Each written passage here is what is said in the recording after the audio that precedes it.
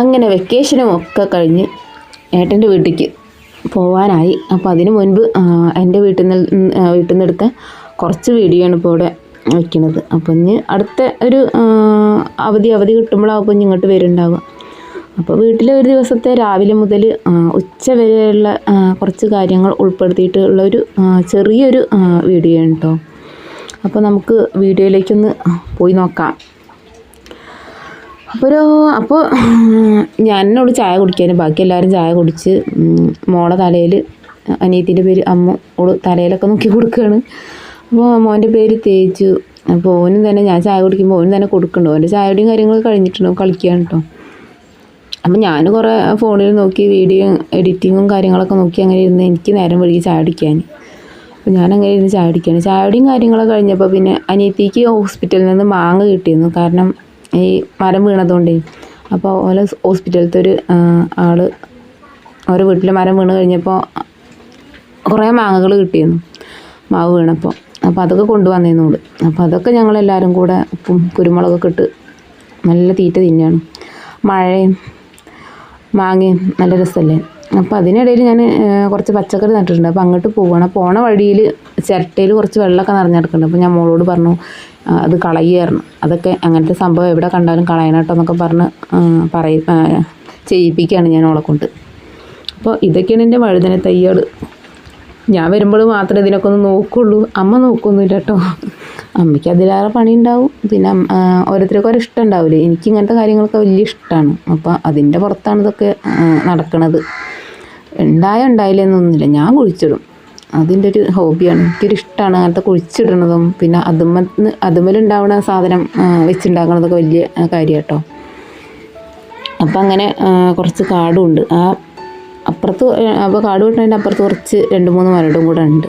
പിന്നെ മഴയല്ലേ, നല്ല വേഗം കുറച്ച് മണ്ണും കാര്യങ്ങളും ഇട്ട് കൊടുത്താൽ വേഗം ഉണ്ടാവും ചെയ്യും. പിന്നെ വേഗം നല്ല കാടായിട്ടുണ്ട്. ഈ മഴ കൊണ്ട് വേഗം കാടാവുന്നുണ്ട്. നമ്മളെന്തെങ്കിലും നട്ട് കഴിഞ്ഞാൽ നമുക്ക് തന്നെ കഴിക്കാം. എന്തിനാ വെറുതെ വിഷം പേടിക്കേണ്ട ആവശ്യമില്ലല്ലോ. നല്ല മണ്ണും കുഴിച്ചിടാൻ കുറച്ച് മനസ്സും ഒക്കെ ഉണ്ടെങ്കിൽ പിന്നെ നമുക്ക് തന്നെ ഉണ്ടാക്കാം എന്ത് സാധനം വേണമെങ്കിലും. ഇവിടെ എത്തുമ്പോഴാട്ടോ എനിക്ക് അധികം പുറത്തുനിന്ന് കടയിൽ നിന്ന് മേടിക്കലില്ല. കാരണം മുരിങ്ങയായിട്ടും ചേമ്പായിട്ടും അങ്ങനത്തെ ഇലക്കറികളായിട്ടും എനിക്ക് അങ്ങനത്തെ കാര്യങ്ങൾ നല്ല ഇഷ്ടമാണ്.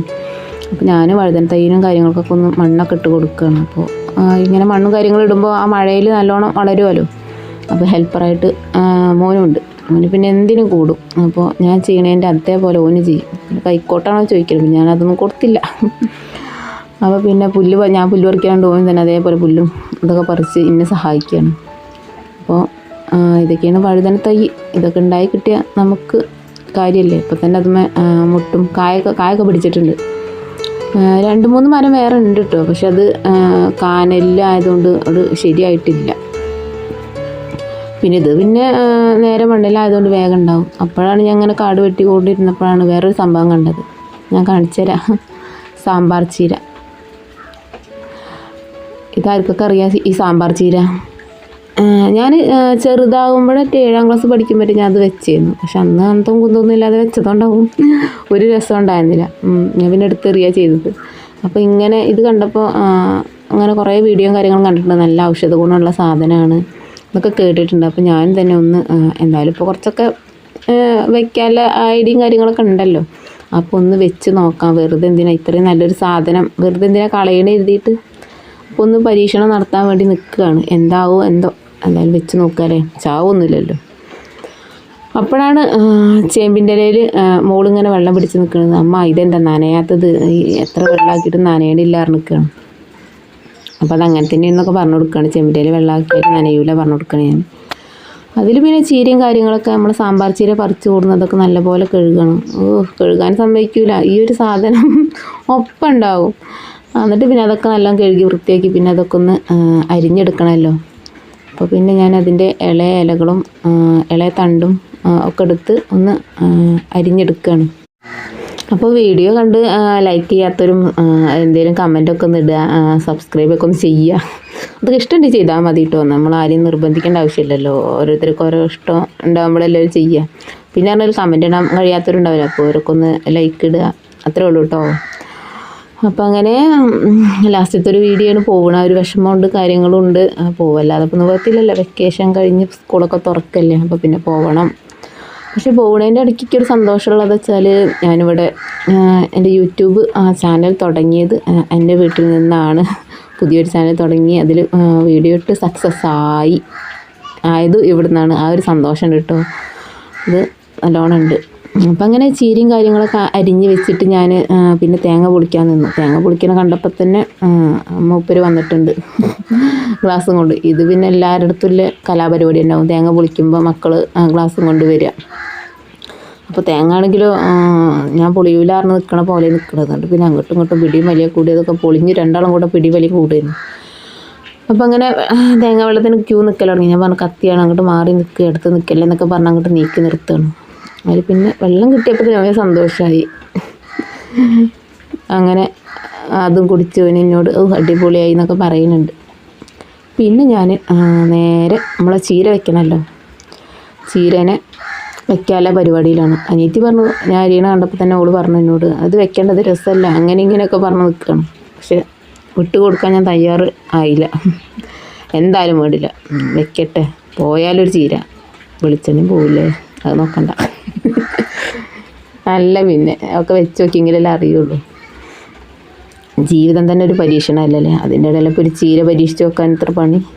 അപ്പോൾ അങ്ങനെ നമ്മളെ ചെറുള്ളിയും അതുപോലെ പച്ചമുളകൊക്കെ എണ്ണയിൽ മൂപ്പിച്ചിട്ട് അതിലേക്ക് നമ്മൾ അരിഞ്ഞ് വെച്ച നമ്മളെ ഈ ഒരു ചീര ഇട്ട് ഇളക്കി കൊടുക്കണം. അപ്പം അങ്ങനെ ആ ചീര ഒന്ന് ഇടുക. അങ്ങനെ ചീരയൊക്കെ ചട്ടിക്ക് ഇട്ടിട്ട് പിന്നെ അത് നല്ലപോലെ ഒന്ന് ഇളക്കി കൊടുക്കുക. വെള്ളം ഒഴിക്കേണ്ട ആവശ്യമില്ല കേട്ടോ, കാരണം അത് തന്നെ വെള്ളം ഉണ്ടാവും. അങ്ങനെ ഒരു വെള്ളമയമുള്ളൊരു ചീരല്ലേ. പിന്നെ ഉപ്പും ഇട്ടിട്ട് ഒന്ന് ഇളക്കുക. അടച്ച് വെക്കേണ്ട ആവശ്യമില്ല കേട്ടോ, ഞാൻ അറിയാതെ അടച്ചു പോയി, അതുകൊണ്ട് തന്നെ വെള്ളം നല്ലോണം ഉണ്ടായിരുന്നു. അടയ്ക്കാതെ വെള്ളം വറ്റിക്കണം. പിന്നെ അതിലേക്ക് തേങ്ങ ഇട്ടിട്ട്, തേങ്ങ ഇട്ട വീഡിയോ എടുക്കാൻ കൂടിയില്ല കേട്ടോ. തേങ്ങ ചിരകിയത് ഇടുക, വെള്ളം വറ്റിയതിന് ശേഷം തേങ്ങ ചിരകിയത് ഇടുക. തേങ്ങ ചിരകിയത് ഇട്ട് പിന്നെ നല്ലപോലെ ഒന്ന് ഇളക്കി കൊടുത്തതിന് ശേഷം പിന്നെ അതിൻ്റെ നടുക്കൊരു ചെറിയൊരു നടുക്കുന്ന എല്ലാ ഭാഗവും ഒഴിവാക്കിയിട്ട് പിന്നെ അതിൻ്റെ നടുക്ക് ഞാനൊരു ഒറ്റൊരു മുട്ട, കോഴിമുട്ട പൊട്ടിച്ചൊഴിച്ചിട്ട് പിന്നെ അത് നല്ലോണം ഒന്ന് ചിക്കി എടുത്തിട്ട് ചിക്കി എടുക്കുക. പിന്നെ അതിൻ്റെ ഒപ്പം തന്നെ ഞാൻ കുറച്ച് മഞ്ഞൾപ്പൊടി ഇടുന്നുണ്ട് കേട്ടോ. മഞ്ഞൾപ്പൊടി ഇടാൻ ഞാൻ മറന്നിരുന്നു ഫസ്റ്റ്. അപ്പം മഞ്ഞൾപ്പൊടി ഇട്ട് കൊടുക്കുന്നുണ്ട്. അങ്ങനെ നമ്മളെ മഞ്ഞൾപ്പൊടിയും മുട്ടയും എല്ലാതും കൂടെ ചിക്കി നല്ലോണം വേവിച്ചെടുക്കുകയാണ്. ഇനി മുട്ട വേണമെങ്കിൽ സെപ്പറേറ്റ് ചിക്കിയിട്ട് വേണമെങ്കിൽ നമുക്ക് ഇത് ഇട്ട് കൊടുക്കാം. പക്ഷേ ഞാൻ പിന്നെ അതിനൊന്നും നിന്നില്ല. ഇനി വേറൊരു പാത്രം നിരത്തണ്ടേ, അതിനൊന്നും നിന്നില്ല. പിന്നെ വിശപ്പ് കൂടി വരികയാണ്. ഇതൊട്ട് വെന്തിട്ട് വേണം തിന്നാൻ വേണ്ടി നിൽക്കണം. അപ്പം അങ്ങനെ നമ്മുടെ ആ ഒരു സംഭവം റെഡിയായി. പേരെന്താണെന്നും അറിയില്ല, പേരിലൊന്നും വലിയ കഥയല്ലല്ലോ, തിന്നാൻ ടേസ്റ്റ് ഉണ്ടോ അത്രേ ഉള്ളൂ. അപ്പം അങ്ങനെ അതും കൂട്ടിയുള്ള ആ ഒരു ഫുഡ് അടി കേട്ടോ പിന്നുള്ളത്. ഇന്നത്തെ വിഭവം എത്ര തന്നെ ഉള്ളൂ കേട്ടോ. ആ ഉപ്പേരി, ചീരയും മുട്ടയുള്ള ഉപ്പേരി, ഉണക്കൽമീൻ, തക്കാളി കറി. ഇപ്പോൾ മഴക്കാലമായില്ലേ, അപ്പം പണിയും കാര്യങ്ങളൊന്നും ഉണ്ടാവില്ല. നമ്മൾ സാധാരണ വീട്ടിലെ അവസ്ഥ അതൊക്കെ തന്നെ ആവും. പക്ഷേ ഈ ഇലക്കറികളും സംഭവങ്ങളും ഉണ്ടാകുമ്പോൾ പിന്നെ പേടിക്കാനൊന്നും ഇല്ലല്ലോ. അപ്പോൾ നമ്മളെ റെസിപ്പീൻ്റെ രുചി പറയാമല്ലോ കേട്ടോ. സംഭവം നല്ല കിടുക്കാച്ച സാധനമാണ്. ഞാൻ ആർക്കെങ്കിലും വേണമെങ്കിൽ ഇങ്ങനെ ഉണ്ടാക്കി നോക്കുന്നുണ്ടോ.